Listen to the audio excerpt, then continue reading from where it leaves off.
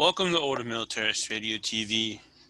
In today's topic, Malcolm Muggeridge and the Antichrist. And we welcome Brother Alexis to the show.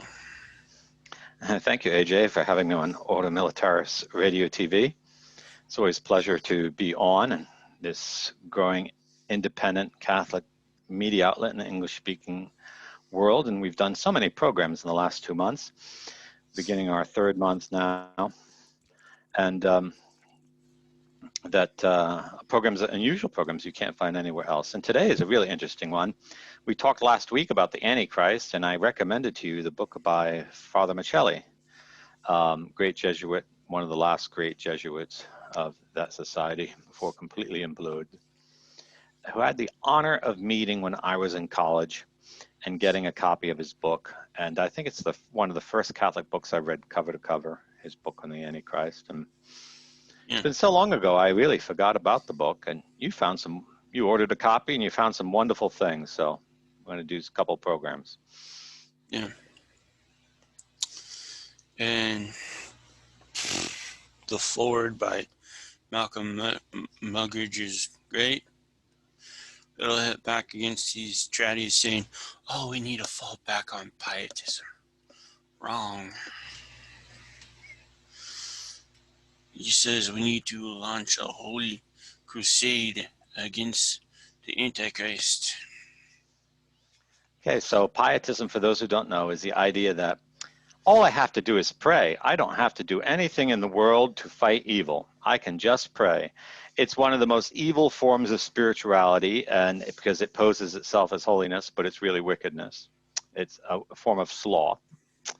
And but first, before we talk about what Malcolm Muggeridge says, because he was very popular when I was a young man, but I don't think anyone even mentions his name anymore. So when was Malcolm Muggeridge born, and what kind of career did he pursue? Yeah. Well,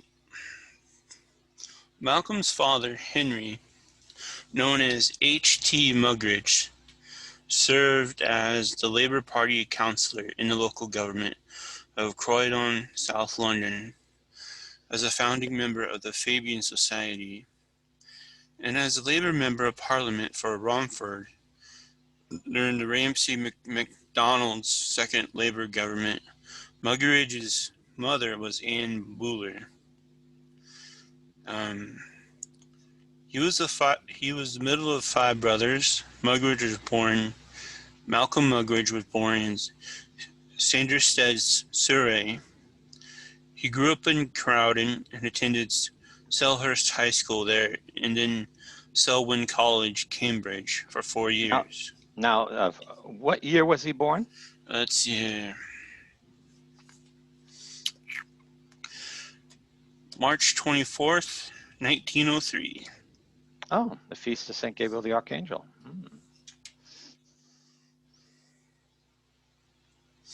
Let's see. While still a student, he taught for brief periods in 1920, 1922, and 1924 at the John Ruskin Central School. Crowden, where his father was chairman of the governors.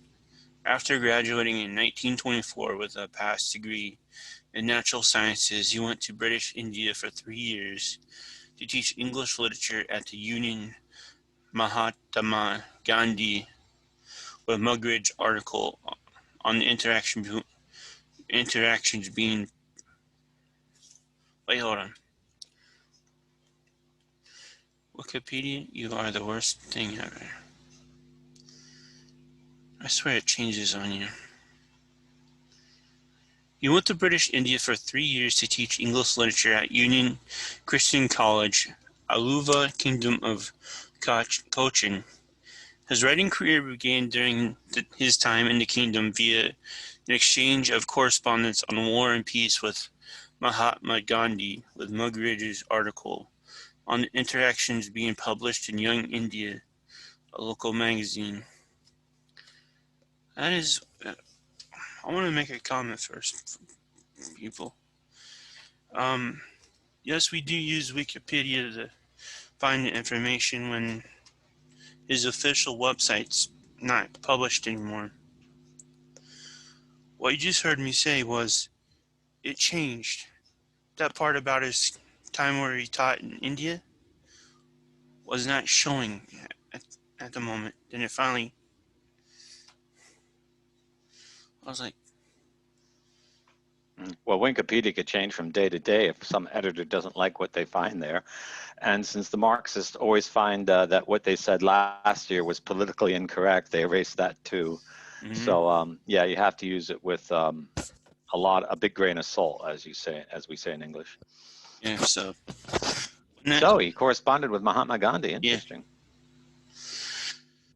Then, after he returns to Britain in 1927, he married Catherine Kitty Dobbs, the daughter of Rosalind Dobbs, a younger sister of Beatrice Webb. He worked as a supply teacher before moving to teach English literature in Egypt 6 months later. Here he met Arthur Ransome, who was visiting Egypt as a journalist for the Manchester Guardian. Ransome recommended Muggeridge to the editors of the Guardian, who gave him his first job in journalism.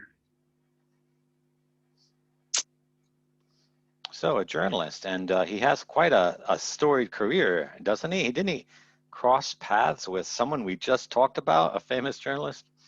Mm-hmm. So, 1932, he was attracted by communism since his dad was, one of the heads of the Labour Party, because they're a communist party in England and still are. So Muggeridge and his wife traveled to Moscow in 1932. He was to be a correspondent for the Manchester Guardian, standing in for William Chamberlain, who was about to take a leave of absence. During Muggeridge's early time in Moscow, he was completing a novel, Picture Palace, loosely based on his experiences and observations while at the Manchester Guardian. This was completed and submitted to publishers in January 1933, but there was a concern by the publishers over potential libel claims, and the published book was not distributed. Very few first edition copies exist today.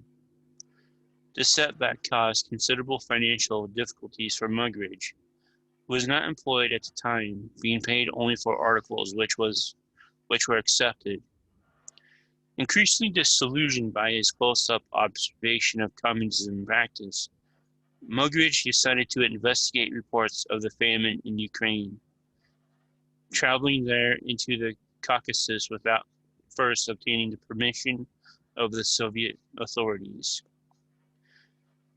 The revealing reports he sent back to the Manchester Guardian in the diplomatic bag, thus evading censorship, were not fully printed, and those that were published on the 25th, 27th, and 28th March 1933 were not published under Muggeridge's name.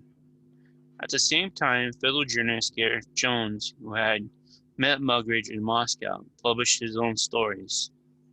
The two accounts helping to confirm the extent of the forced famine, which was politically motivated. Writing in the New York Times, Walter Durante denied the existence of any famine and was awarded the Pulitzer Prize. Gareth Jones wrote letters to the Manchester Guardian in support of Muggeridge's articles about the famine.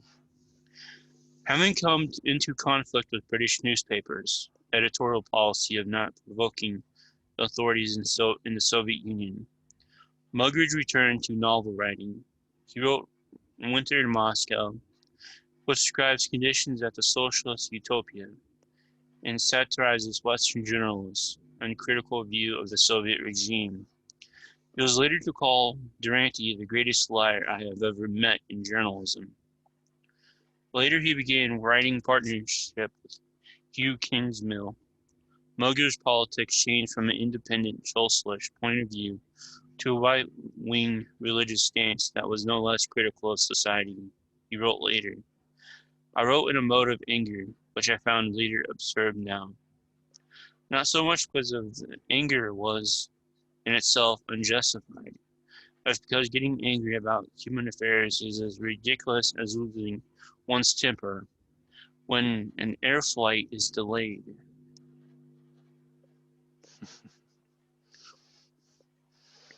So he crossed paths there with the famous journalist exposed Gareth Jones exposed the Holodomor. Mm-hmm. Now, this is all before the Second World War. What does he end up doing during the Second World War? When war was declared, Muggeridge went to Maidstone to join up, but was sent away. My generation felt they missed the first war. Now is the time to make it up.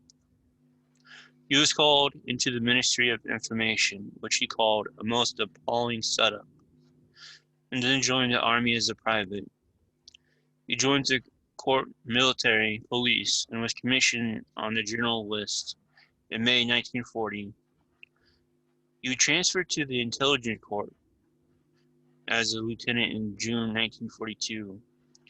Having spent 2 years as a regimental intelligence officer in Britain.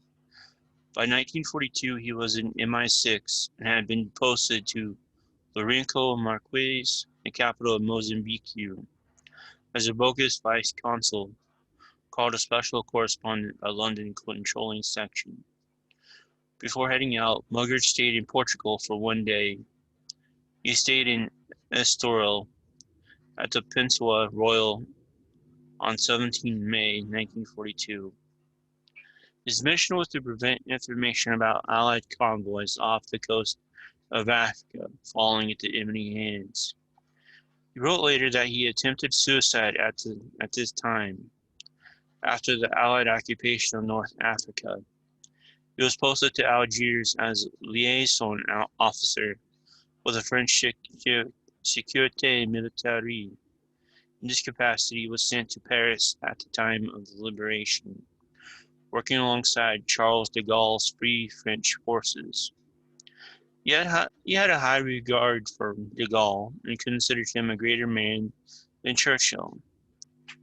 He was warned to expect some anti-British feeling in Paris because of the attack on Mirs el-Kabir.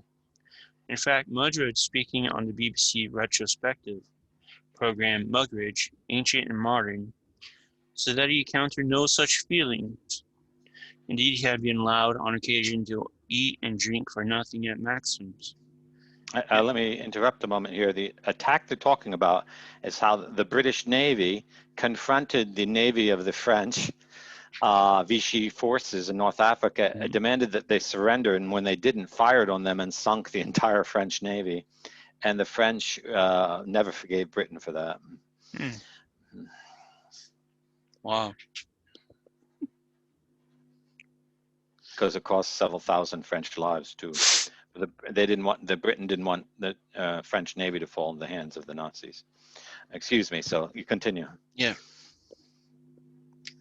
He was assigned to make an initial investigation into P.G. Woodhouse's spy broadcasts from Berlin during the war. Though he was prepared to dislike Woodhouse, the interview became the start of a lifelong friendship and publishing relationship, as well as the subject for several plays. It was also during this period that he interviewed Coco Chanel in Paris about the nature of her involvement with the Nazis in the Vichy France during the war. Muggeridge entered the war as a major, having received the Croix de Jury from the French government for undisclosed reasons. So, war hero. And Muggeridge now gets launched into,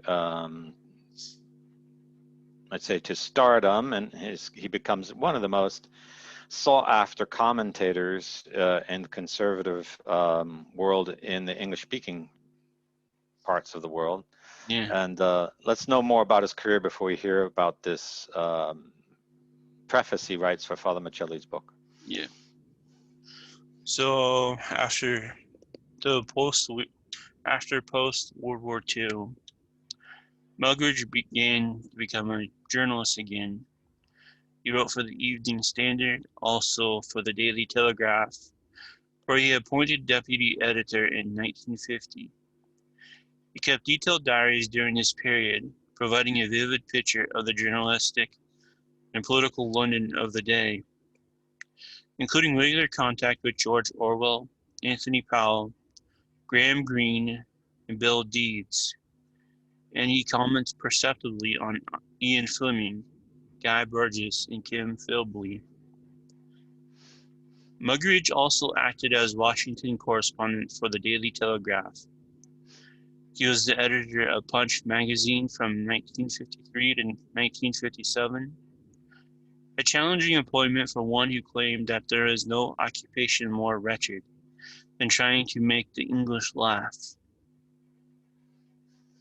What, they don't have jokes over there? English humor is different than American. Ah. So, on his first acts was to sack the illustrator, E.H. Shepard. Okay. In 1957, he received public and professional opprobrium for criticism of the British monarchy in a U.S. magazine. Yeah, I do that a lot too. The Saturday Evening Post, given the title, Does England Really Need a Queen? Its publication was delayed by 5 months to coincide with the royal state visit to Washington, D.C., taking place later in the year. While the article was little more than a rehash of views expressed in the 1955 article, Royal Soap Opera, its timing caused outrage in the UK, and a contract with the Beaverbrook newspapers was cancelled. Must have done the job.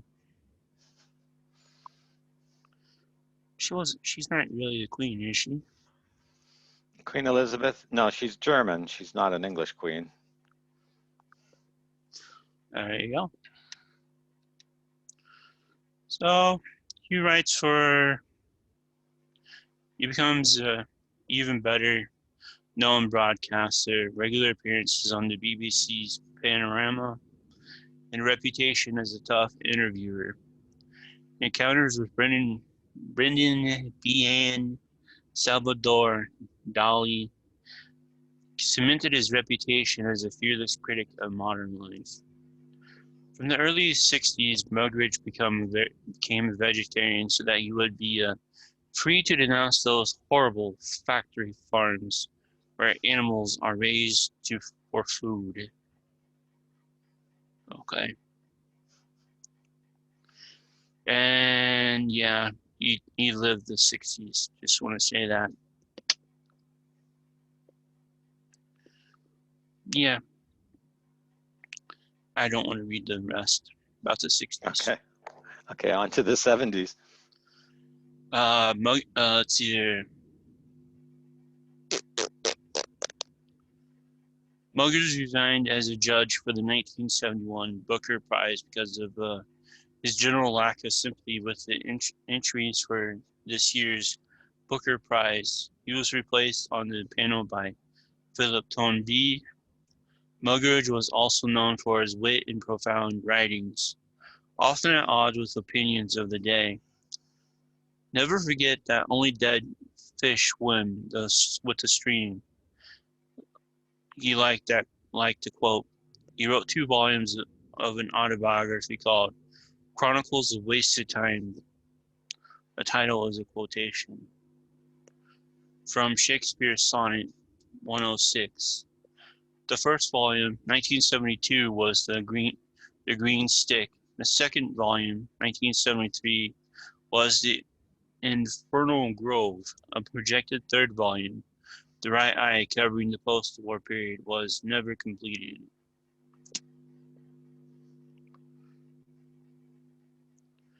So, after that, he was an agnostic for most of his life. Then Muggeridge became a Protestant Christian, Anglican for a bit. I think most until he converted finally to the Catholic faith. Well, he had a really journey of a life, serving around the world, and ended up as a Catholic. Well, shows you God is not done with some, and Mm-hmm. where people can end up can be quite surprising. So, the book by Father Michelli was published in what, 78? I'm trying to remember the exact year.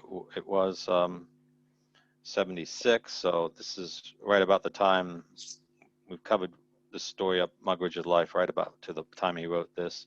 Yeah. Father Michelli, tomorrow we'll do his biography, but to say he's one of the great um, counter-aggiornamento clergymen in the Society of Jesus in the 70s and 80s, and at the height of his fame, hated by all the liberal Jesuits. And poor Father Michelli died of cancer. I think he died of throat cancer in the 80s. And so to have a forward by Muggeridge was really a great honor, and shows you how much Muggeridge thought that the topic of Father Michelli's book on the Antichrist was extremely important for our times. Mm-hmm. So now, without further ado, let's hear the words of Malcolm Muggeridge. Yeah. As G.K. Chesterton once remarked, the cleverest thing the devil ever did was to induce people to believe that he did not exist. It was a truly masterstroke, enabling him to carry on his nefarious operations, not just with the tolerance of so-called enlightened opinion, but with the active cooperation of well-meaning, charitable people, like Eleanor Roosevelt, not to mention a large body of clergy of all denominations. Thus, for instance, the devil has been able to gain access to such organizations as the World Council of Churches, inducing them to foster the setting up of a Marxist regimes in Africa and elsewhere, and generally to advance the cause of atheism and materialism.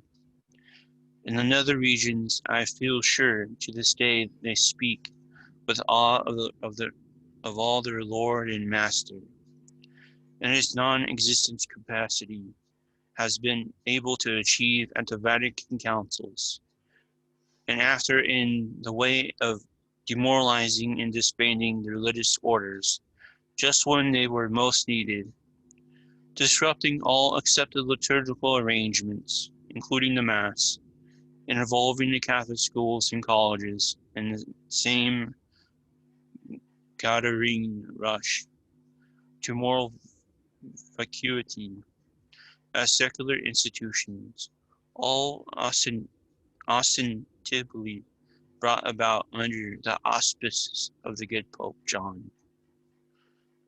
His opening paragraph. It's devastating. And so, there's a big debate now whether we should criticize or accept Vatican II. It shows you how behind the issue are tradies and Catholic commentators today. They're 50 years behind it. Malcolm Muggeridge is way ahead of him. And that's why Catholics of my generation laugh at these discussions you see now on social media and whether Vatican II should be accepted or not. By a generation who knows nothing of what came before and the real value of things, and not even willing to admit because they've accepted almost entirely the Masonic system and values. And here's a man who lived through the whole Masonic system, and what he just wrote is a monument to the ages. And this is just the opening paragraph. So what's the second course? With the devil in consensus terms, abolished but seemingly achieving an ascendancy everywhere, it is easy to fall into a mood of hopelessness and inertia. In his latest book, The Antichrist, Father Michelli offers a powerful challenge to so defeatist in an attitude. He looks back on the long record of the devil's activities, as in the words of the book of Job. He has gone to and fro in the earth and up and down in it, everywhere making mischief and creating chaos, yet always ultimately, as Father Michelli shows, frustrated in the working out of his devilish purposes by his chief adversary, Christ, and his church militant. As for the existing situation, the chief danger now, Father Michelli insists, is not so much the devil's own malign operations as the distortion he has been able to induce as a non-person in the words and teaching of the Gospels, and the conquest on the consequent devastating loss of faith among Christians and in Christian institutions resulting therefrom. In other words, we are witnessing today the exact fulfillment of the Apostle Paul's prophecy just before he died, that a time would come when the professing Christians would not tolerate sound doctrine, but follow after their own lusts, and preferring fantasy to truth. Oh boy, that's COVID-19, preferring fantasy to truth. It's absolutely prophetic that this man should write these things who had been an agnostic most of his life.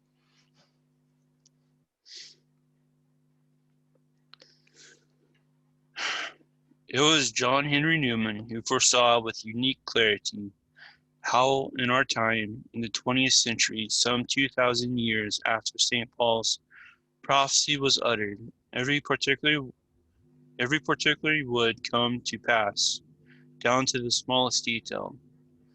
Father Michelli quotes Newman again and again in this sense. True words beautifully express, marvelous in their force, insight and elegance.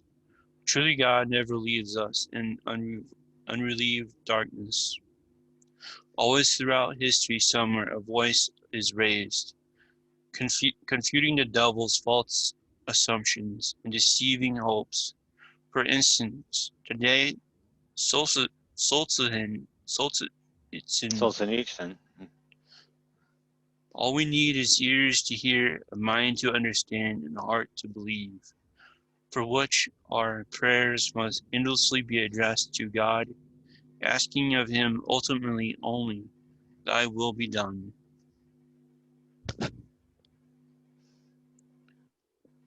The havoc that has been made on the devil's behalf among Catholics and in their church is so drastic and widespread as to leave an outsider like myself baffled and bewildered.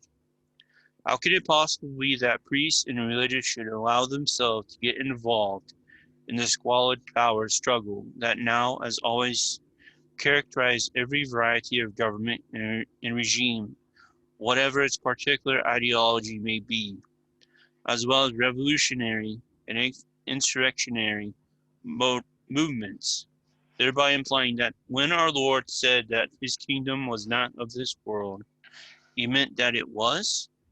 Who would ever have envisioned nuns joining in and even promoting the wicked corruption of children through what is called sex education, but in practice amounts to an invitation to early debauchery?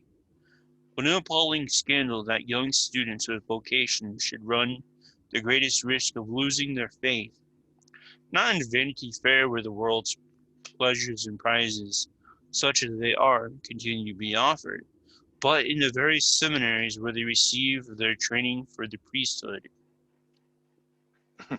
This was a big problem in the 70s and 80s. They were actually showing pornographic films to seminarians, and it shocked everyone. We didn't yet understand what was going on, that the pedophiles were controlling the church, and Vatican II was a pedophile takeover of the church. And they show these pornographic films because they were trying to figure out what the sexuality of the seminarian was. If he was attracted to women, they'd kick him out. And if he was attracted to boys or men, then they'd keep him in. And that was the whole purpose of it. And it was done under the name of being familiar with what's going on in the world, so to be able to give counsel to laymen and laywomen, and complete fraud. But we see the absolute fulfillment of that today with almost the entire American hierarchy coming out in favor of Antifa and Black Lives Matter. Okay, so the evil, godless, pervert regime has not ended. They're even in more control. And that's why if you're giving money to your bishop, you're the biggest fool in the Catholic Church today. You don't realize that the fortress has been taken. And except for a very few priests, they're out to destroy you. They're not out to save your souls. Or at most, they don't even have the courage to save you. But if they're saying a mass is with forcing you to wear a mask, if they're pushing Pope Francis's new version of Christianity, they're just a bunch of sicko Marxist perverts, and you shouldn't have anything to do with them. All the good Catholics I know in the United States have stopped going to Mass completely because they've completely unmasked themselves and who they are. They're not Christians. To not celebrate Easter with the faithful is an act of the worst apostasy possible for the clergy. Anyone who does that and is not sorry cannot ever be saved. It's impossible that they be saved. It's impossible they be a member of the Catholic Church because that's an act of schism of the worst kind. To obstruct the celebration of Easter is the worst diabolic schism possible. So these people are all Satanists and they're all consecrated to the devil, and you shouldn't tolerate them in one bit. And if you're still saying, I want to receive communion, well, you're receiving communion with servants of Satan. Okay, and I'm not just saying priests who say the Mass in English. The ones in Latin too, they're even worse because they know they're doing evil. There is no excuse. And I can tell you they know they're doing evil because I've been to seminary. I've trained with seminarians. I've read all the manuals of moral theology and all the manuals of theology that they have read and probably more. They know they're doing evil and they know they're serving Satan and doing these things, and they've completely closed their heart and mind off. They've completely closed their conscience off to the light of God to do these things and then even make excuses for it. And certainly to show no repentance for it. The average priest would sooner leave the church than close the doors to keep the faithful from worshiping God. Mm-hmm. He'd sooner go rogue and go to private homes and say Mass in secret than obey his bishop that says, don't say Mass at all. And if they're obeying their bishop in that, they've totally separated themselves from God, just as the bishop is separated from God. And the fact that they can, I knew this was going to happen because 2 years ago, the bishops in America came out and said capital punishment is always wrong. Well, that's an act of heresy. After that, you have no faith. You're not in communion with the church.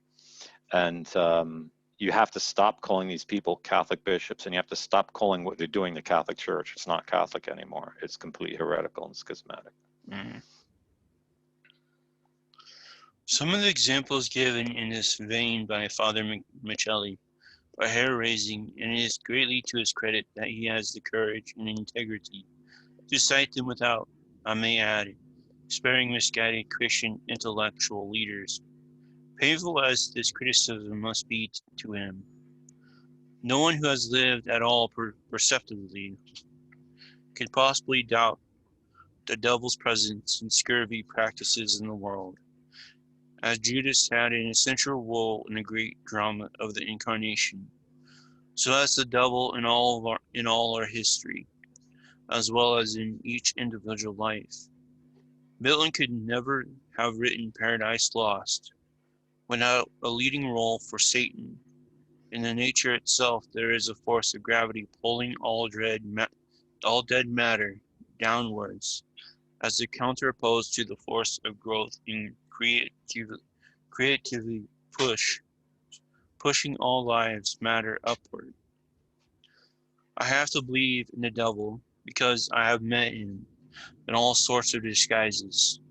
Most terrifyingly, on looking into a mirror and seeing their face, my own, full of the passions and the appetites of this world, with slavering mouth and itching ears.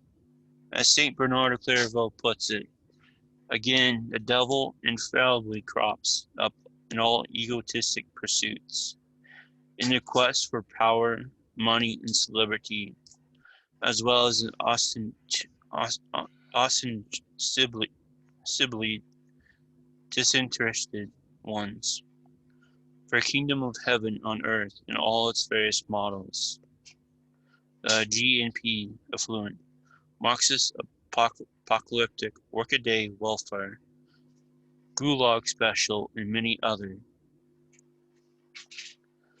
To a discerning nose, he smells like a muskrat, and to a discerning eye, glows with a feverishly flush. As a fallen angel, he can readily stimulate virtue and find persuasive words to recommend murdering babies by the millions in abortion operations, to enhance the quality of life, likewise killing off the old and infirm.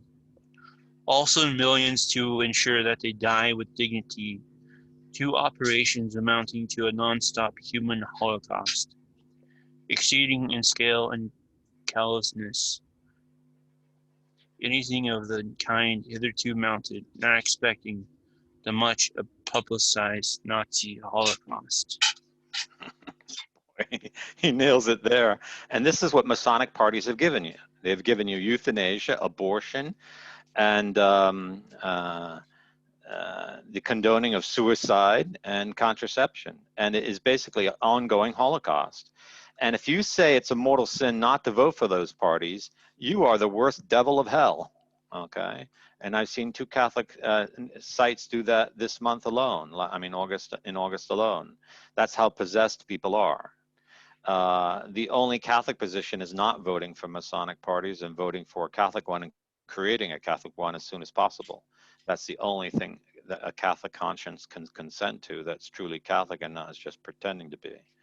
And I've seen being advocates for the Republican Party. I know some, not personally, but because I follow their news channels.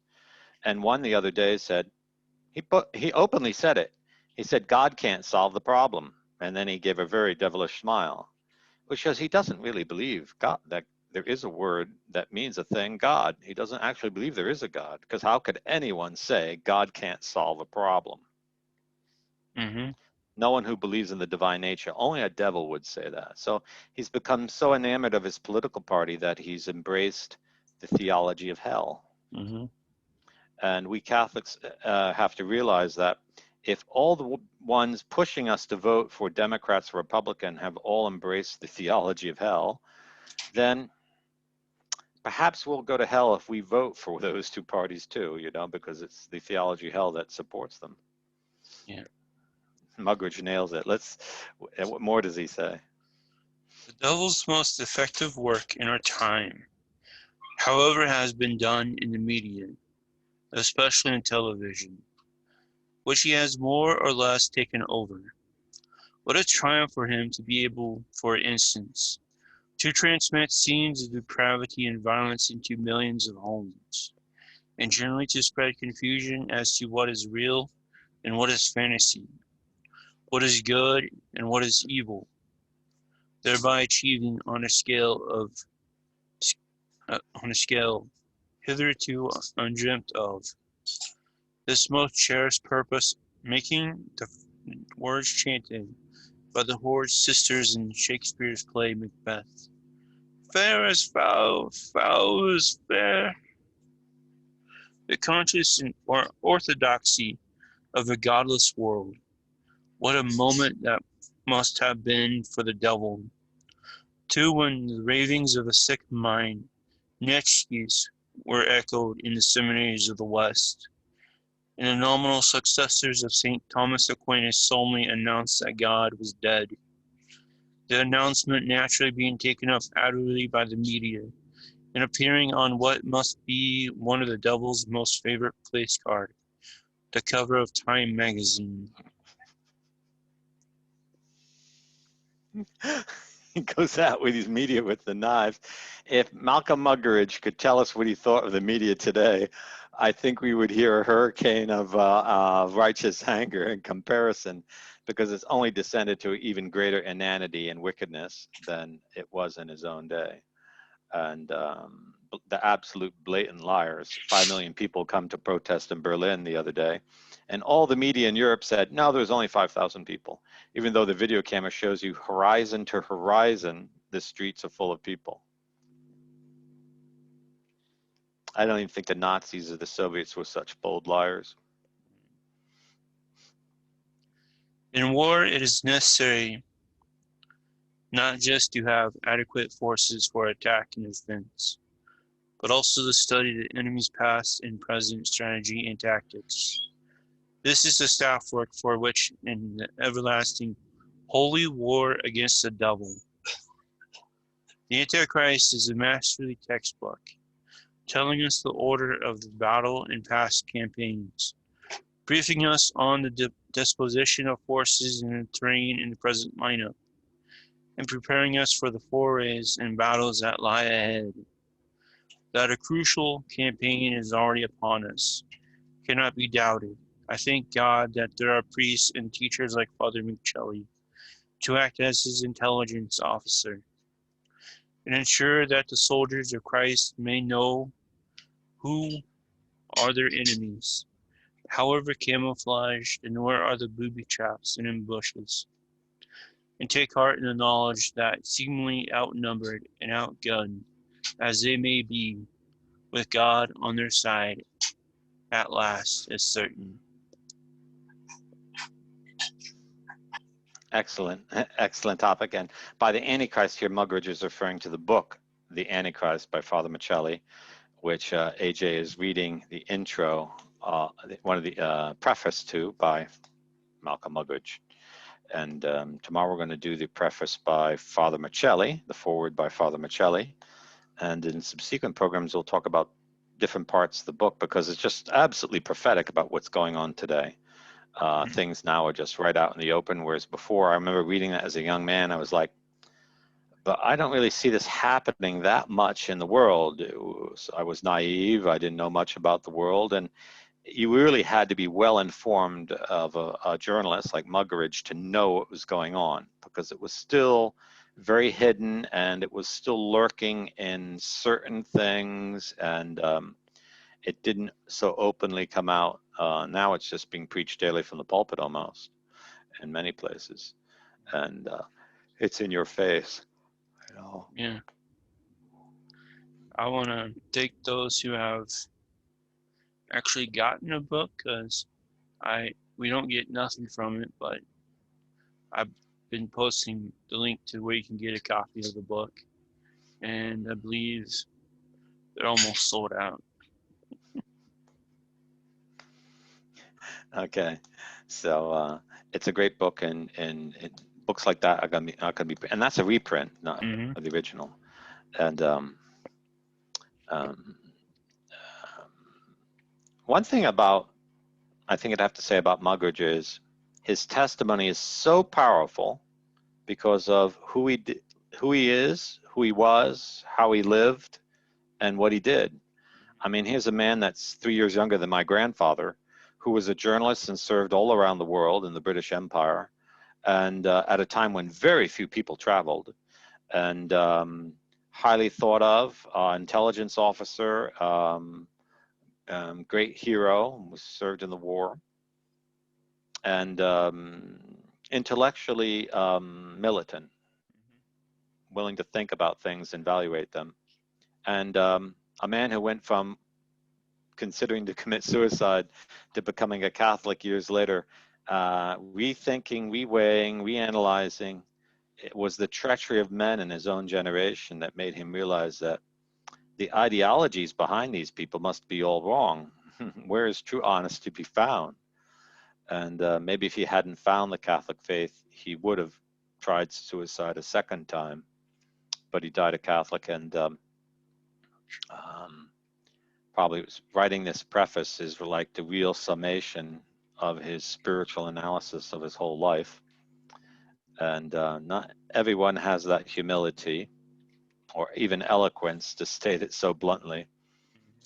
And it needed to be said in the 80s, although people were still just waking up on what on earth is going on in the church. It would take another 20 years for us to figure out that it was the pedophile cult.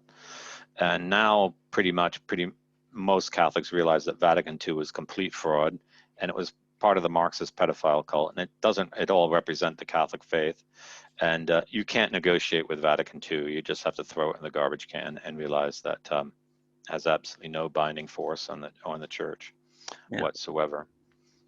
And it's in fact the trick used by international Freemasonry to undermine the church and prepare the world for the coming of the Antichrist, which is many people think is ready to happen now because we're involved in such a deep depth of lies that if you tell the truth, it's a violation of community standards. Well, what community? The community of hell? Yeah. I mean, yesterday we did a program talking about platform ideas, policy ideas for an idea of a Christian party. The comments on YouTube were all about, oh, we gotta wait for Our Lady to Immaculate Heart to triumph. But through the website, we got one gung ho man from Louisiana. Yeah, and so if you really want a Catholic party, the way to go about it is the Catholics all have to get together and form a national organization and then form state parties.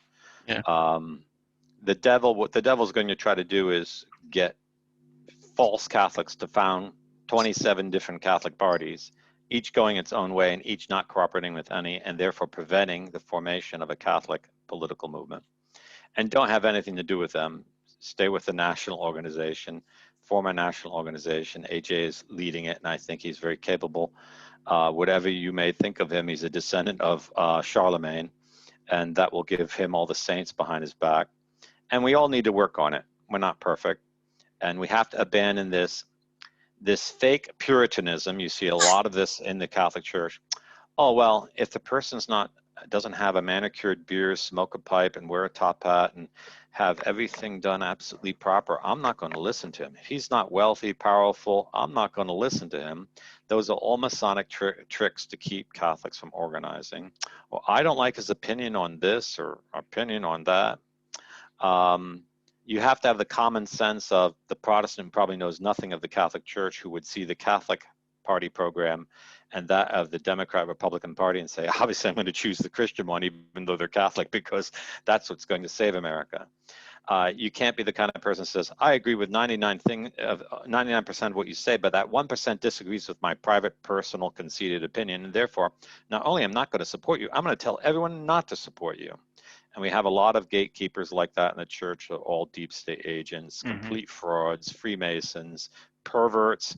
They even admit their own sons are involved in homosexuality, and where'd they learn that from? Obviously not from a normal father.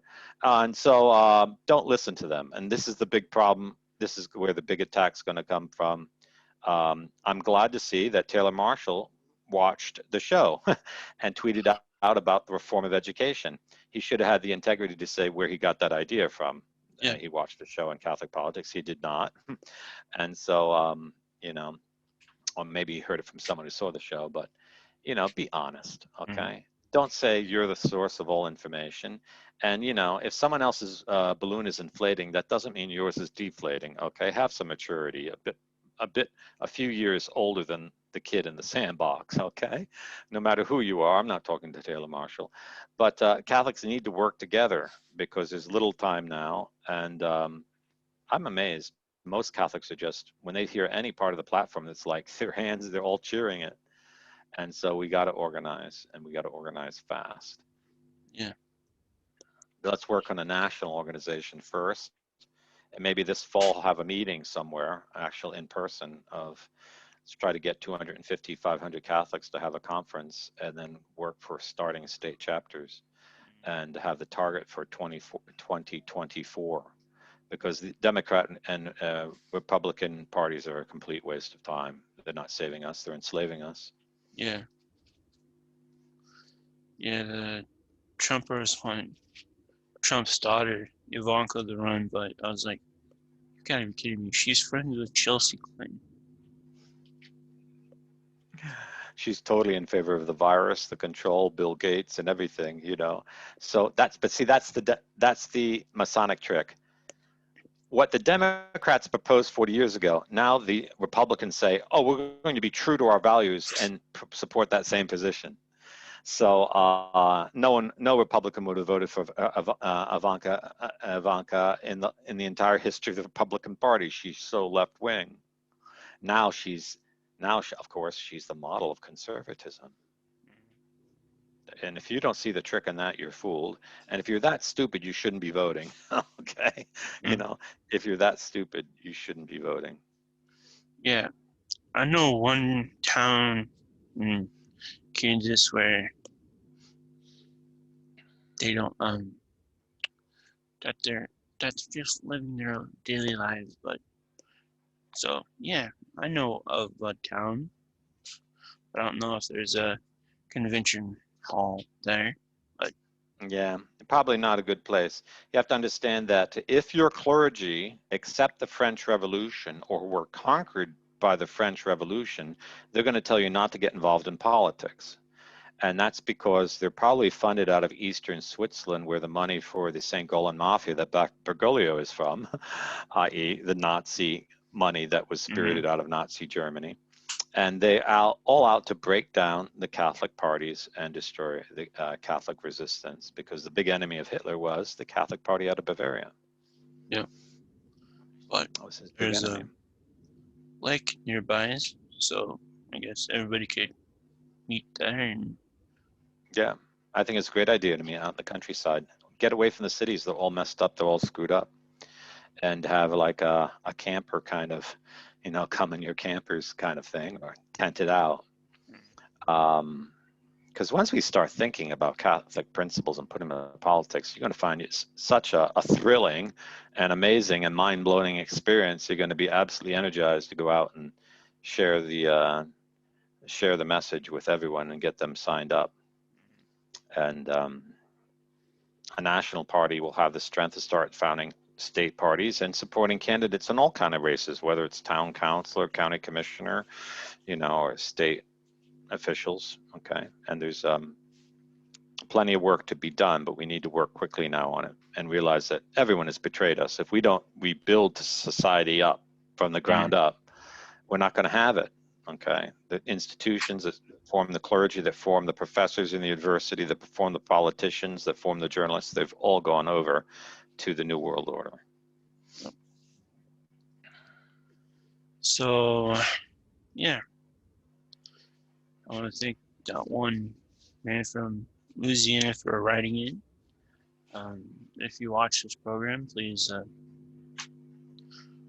we need to work on the national organization. Um, we need more of you to join us since that's just two people in two states. So there's a lot more we need of you. Yeah, don't be the kind of, self-castrated, effeminate guy who will press the like button on it and never act on it. Okay, if that's all that's left of your existence, then you might as well put a mask on your face, take the vaccine, and suicide yourself, because you're useless to God, useless to Christ, and you're not a man. Okay, a man has to fight, and if you're not willing to fight, you're dead. So, Mm-hmm. and I'm a monk, so I'm supposed to be less of a man than you guys, and I'm telling you this, so you listen to it. Okay, have some masculinity and act on it. This is a kind of retweet. This isn't retweet. This is actually going out and do stuff. And don't waste your life on social media. That's neutralizing you. Okay, so we have to use social media to get the message out, but the message is action, and Mm-hmm. it's real. Okay. Again, the link for the Christian Catholic Party blog will be in the description. I've added on to some more stuff, and I will talk about next Tuesday. And yeah, I might see if I can change up the theme a little bit, see if I can get a comment box going. But at least we're getting some interaction, good and bad. It's time for Catholics to, on social media, to become active and join, like the guy in Louisiana.